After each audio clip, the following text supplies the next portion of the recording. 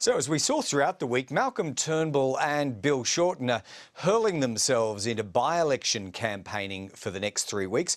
Who knows when they'll be into general election campaigning, but the major parties are all getting their houses in order just in case, which is why Labor's Jenny Macklin announced she'll walk away after 22 years in the Parliament, and she wasn't the only one. Fellow Victorian Michael Danby's going after 2 decades, and as he told us, going out in the same quirky style that marked him out as an independently minded backbencher.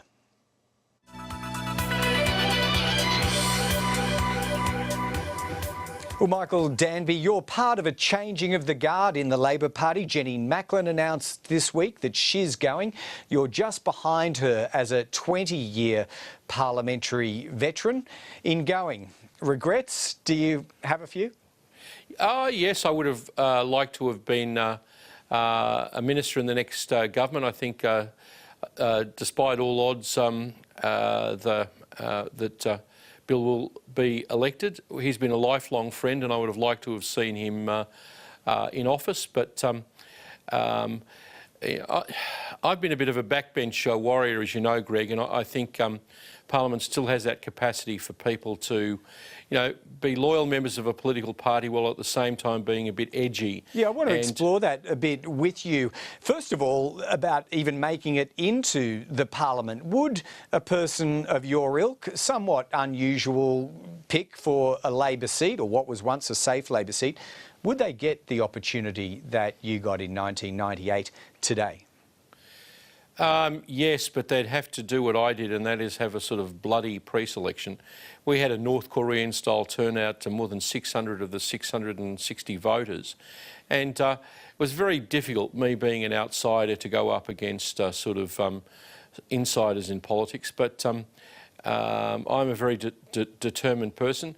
I suppose my career in politics is an encouragement to people who are not inside players or from, dynasties on either side of politics, that you by dint of effort, by hard work, you can get achieve something in a major political party, and it's still possible. And you have to be a master of all things, both policy. You have to be articulate, and you have to be a bit of a numbers man. So what is the role... Or woman. Okay, or woman. What is the role of the career backbencher? You seem to wear as a badge of honour your independence of mind and of spirit. Is that crushed or inhibited unduly in the current parliamentary system, as you look back on it? Well, look, first of all, there's nothing wrong with ambition, and I was not against going up the ministerial pole, just I didn't get the opportunity. I don't think because I'm a person who's not bright enough, but because, I had a slight difficultness about me that I understand people in hierarchies have difficulty dealing with. And spell that out, sorry. The issues that you choose to fight on, or your personality, what was it?